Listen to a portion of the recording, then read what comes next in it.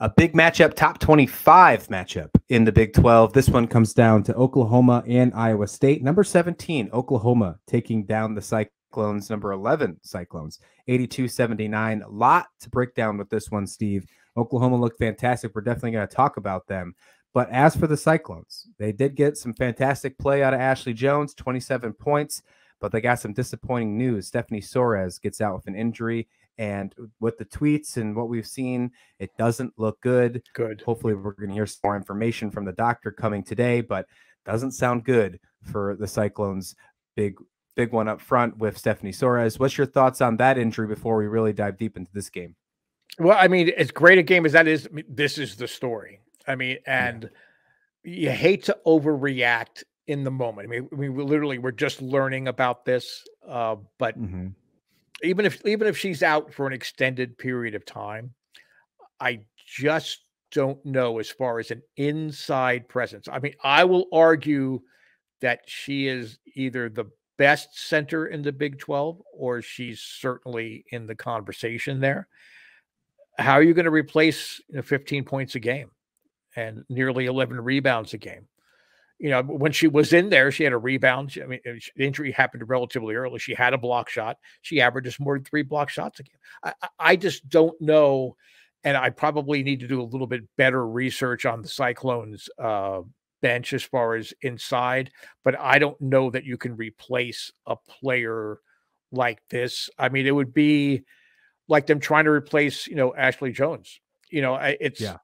I mean, again, when you're at this level, you've got a lot of talent, especially, on Big 12 rosters, you've got a lot of talent, but you're just not going to make up for an Ashley Jones. And honestly, Stephanie Soares, she is the presence that allows Ashley Jones to work her magic.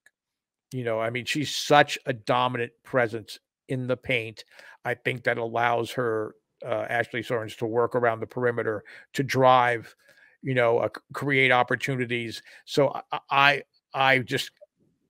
think we will probably have to examine this and see what happens over the next couple of games. But I just don't see how Iowa State can come back from this one. I mean, I now for the first time, I don't think I would ever say this, as I know that you're really high on this team, so you may have some answers and solutions that I do not. I don't know how they come out of the Big 12 and make the tournament now. I mean, WNIT, okay, but I'm that's how devastating an injury that this is. Yeah, I mean, I think they still are a tournament team, but I think if any injury was going to happen with this squad, you couldn't have your big man, in Soares. You couldn't have that. They have great guards. I mean, obviously Jones would have been crucial as well, but they have a lot of guards. It looks like Neymar Diu is taking the minutes. At least that's what happened in this one. She played 27 minutes. She scored 14 points. Going into this game, she only averaged 3 points a game, and her minutes were a lot lower than that. She had 17 against Texas Tech, 12 against Villanova, and only 2 against Iowa. So it looks like she's going to take the blunt of the minutes moving forward when we see their play, into Kansas State on Wednesday. I'm assuming, based on the words, that even if it doesn't sound good, so hopefully it's not season ending, but I'm assuming that she's going to miss at least a couple games with the injury that has been reported. So it obviously not good for Iowa State. I'm with you that they're going to be in trouble in the Big 12. I still think they're a tournament team, but now that number 11 next to their name doesn't look so promising. Right. So as for Oklahoma, though, we have to talk about this team because they looked really good. And speaking of the number 17 next to their name,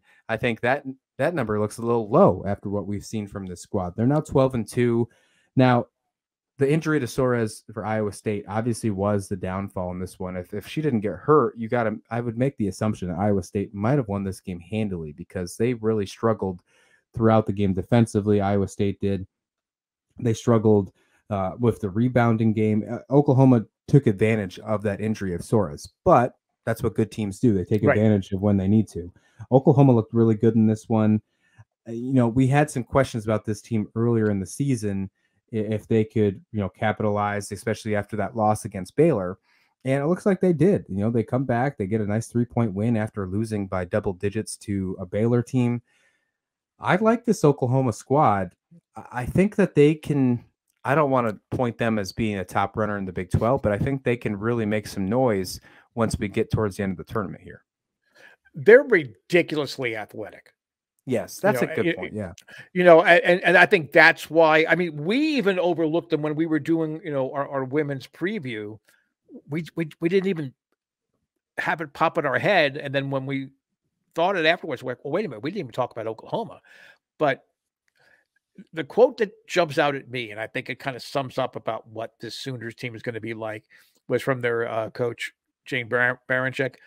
It's going to be a really fun season. She's really excited about the athletes on her roster and the depth and the length of this roster. Have they been inconsistent? Yeah. I think there's a lot of teams that have been inconsistent. And again, we've talked about how deep the talent runs across the board on the women's side this year.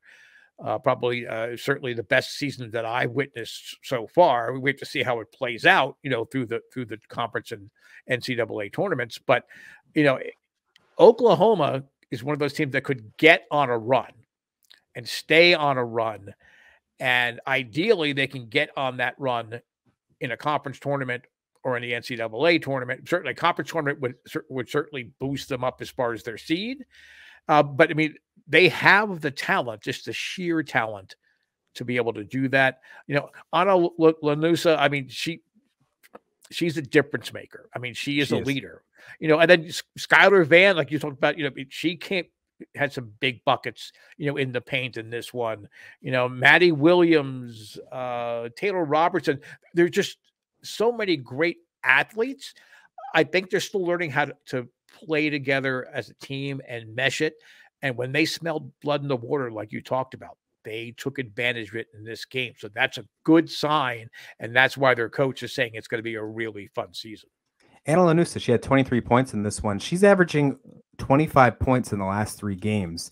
She had 24 against Baylor, 28 against West Virginia. She is really on the up and up. She's on a very good projection right now, and that is a good place to have your senior guard at when you are in conference play. I really like where Oklahoma is looking right now with their trajectory. I really do. I'm a little nervous for Iowa State, not going to lie.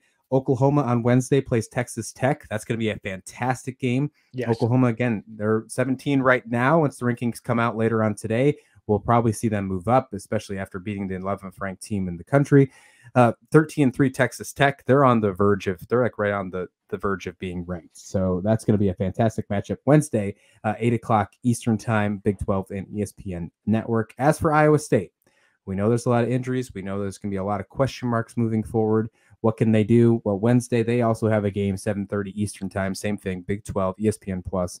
They're going to host Kansas State, who's sitting at a 12-4 record. Another really tough test for this team. Can Ashley Jones put it all on her back? Can that happen? I think there's an opportunity for it, but they're still going to need a lot of support in the paint. They're going to need those players like DU to step up if Soares can't go.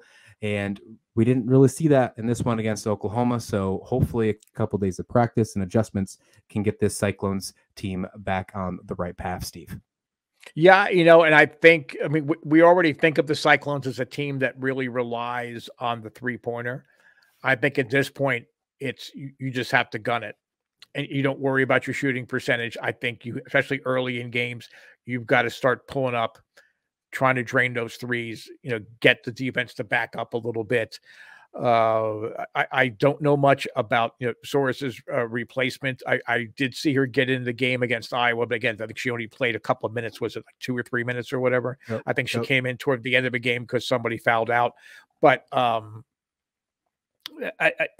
think Iowa State just needs to really rely on that three-pointer. They weren't as effective in this game from beyond the arc for certain. I mean, their percentages were much lower than what we're used to seeing from them, but I think they need to now make some adjustments in practice and say, okay, now we are a 3-point team all the time, not just 3-point first, and then be able to try to open up games so we can get the ball inside to Soares. You don't have Soares anymore, so I think it's just going to be run and gun. Yep, very good points. All very good points. Let us know your thoughts in the comment description below. What do you think about this injury? Does that really hurt this Cyclones team and their chances for the Big 12 or even possibly the NCAA tournament? And the Lady Sooners, do you think this team is on a good trajectory moving forward like we spoke about in this segment? Let us know your thoughts in the comment description below. Hit like and subscribe while you're there. And thanks for watching Slasher U.